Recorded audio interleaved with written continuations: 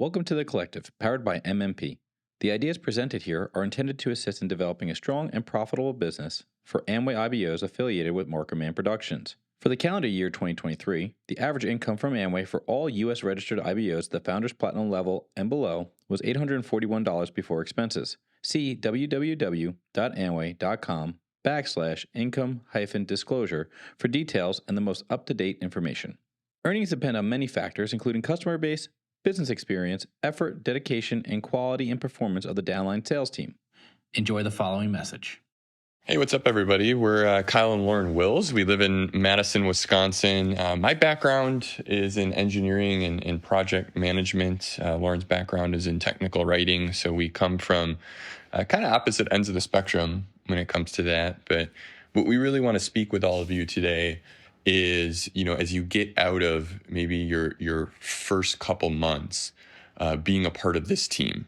Maybe you've gone through your 30-day run, potentially your phase B, or at least on that track there becomes this point where you've got to get out of the comfort. You've maybe developed a comfort around, listening to the audios, reading, self-development, attending whatever kind of workshops your team might be running, in the self-development space. And I think a lot of people tend to eat that up. But then that uncomfortable feeling comes where at a certain point, like, let's be honest, we all started a business to create an income. We started a business to really build it. And that's not going to happen by listening to an audio or reading a book or attending a conference or whatever it might be. You've actually got to go out there and build it. And I just want to normalize that first. It was kind of funny. I took our daughter to go ice skating for the first time this past weekend.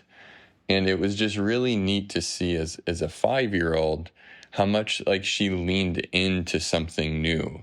And I think sometimes as adults, we tend to shy away from that. The ego comes in, or, we're good in other things, and this environment might make us a little bit uncomfortable. But it was really neat because at first she was really timid, but she got out there. And they have those little like push carts and things like that you pull on the ice.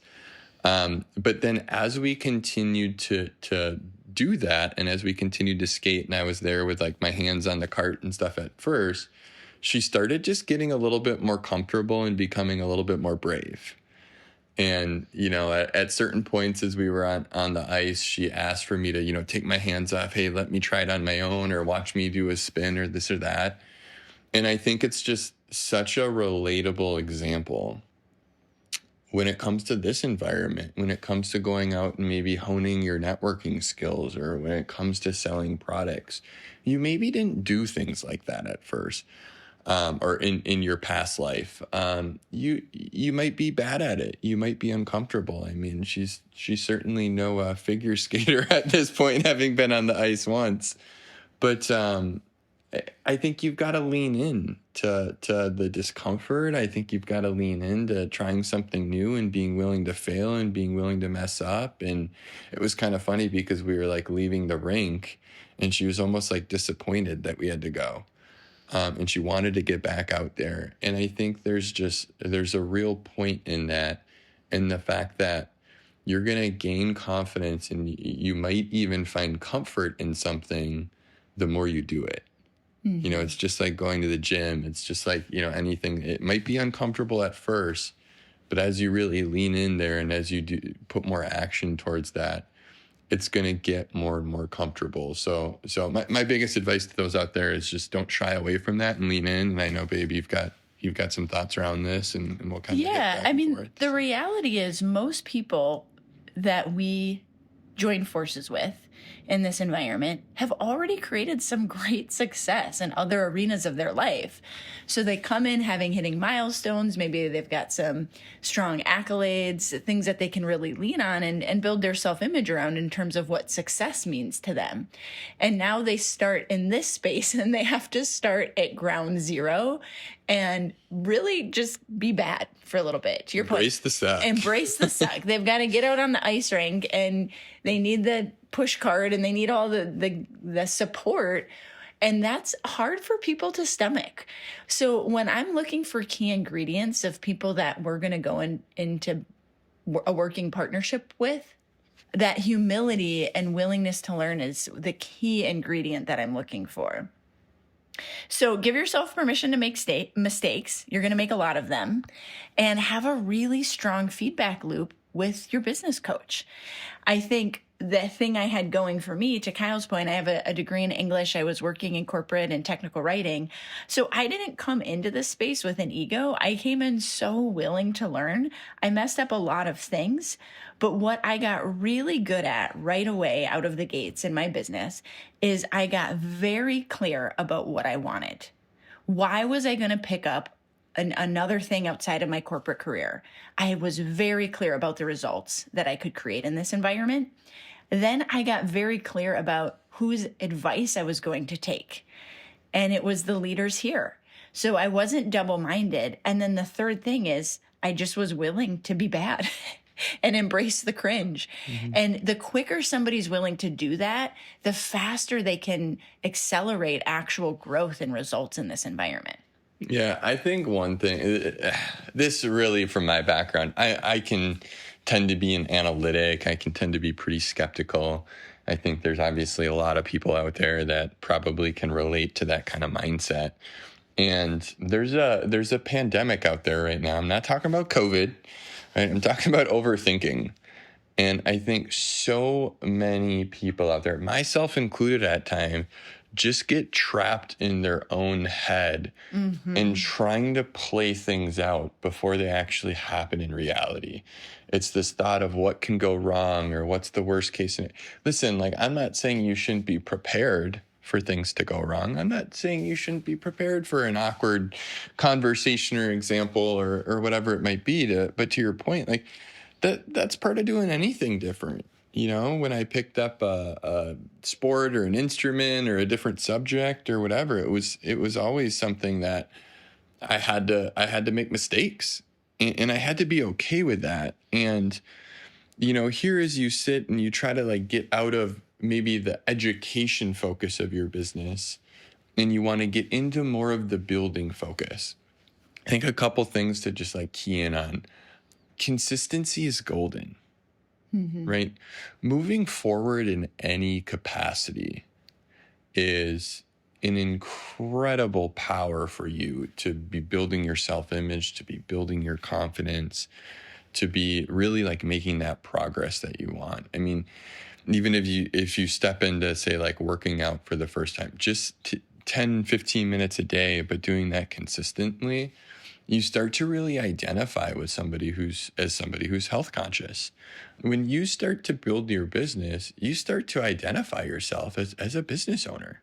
We run a business, but I think sometimes folks are a little bit reluctant to doing that activity. And then in their head, they play this mental game of ping pong of like, am I a business owner? Am I not? Am I a over-motivated underachiever? Am I a self-development guru, but not necessarily a business owner? And it's like, listen, you don't have to go out there and sell thousands and thousands and thousands of dollars, you know, day one, month one, year one. But selling a box of twist tubes, you know, like selling a small product, like that's the kind of wins I think that we need as individuals to see that, like, hey, that actually wasn't that bad. Wasn't that bad. And even though that's maybe not going, you know, the profit that I make from a sale of a box of twist tubes isn't necessarily going to dramatically change my life. It's really interesting that even after, you know, over a decade of in this environment, I still get pumped up about that. It's that confidence that knowing that, like, hey, I run a business. I just made $1 or $2 or $3, whatever it is, from selling a product from my business.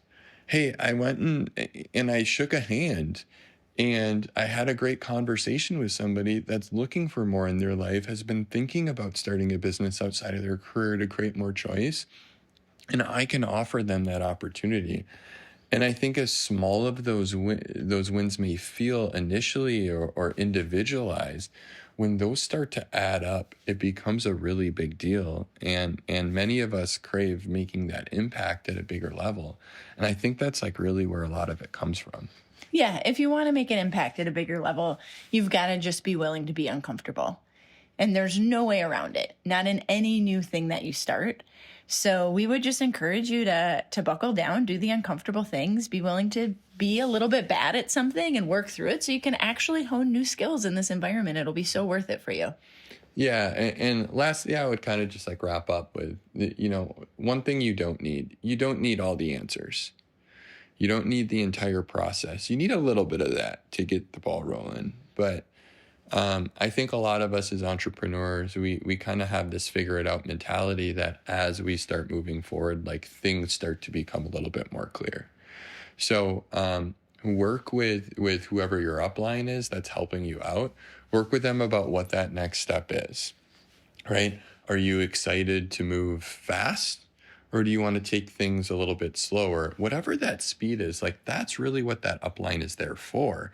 It's not to tell you what to do or advise certain things. It's actually to communicate with you and understand like that speed that you can actually take on. And like I said before, be consistent. The other thing is learn how to balance this idea of leveraging the experience and the knowledge of your upline versus entrepreneuring is what we like to. I don't know if that's an official term, but again, I think, figuring out, we talk about this idea of play huddling. I think it's really brilliant. You should be doing things and then you should be syncing up with whoever you're working with and doing things and syncing up with whoever you're working with. And it's that feedback loop that's actually going to create progress and help you move forward. So as we wrap up here again, like we just challenge, we encourage all of you out there to get out of your own way, to get out of your own head, set a game plan. Set a plan to move forward in your business, make those sales, start doing that networking, and really move things forward. And I think you're gonna be proud of yourself. You're gonna be excited about the growth that you're gonna have, and really move things forward. This is a copyrighted program of The Collective, powered by Markerman Productions, affiliated with Markernet Incorporated. Duplication of this program is strictly prohibited. While the techniques and approaches suggested have worked for others, no one can guarantee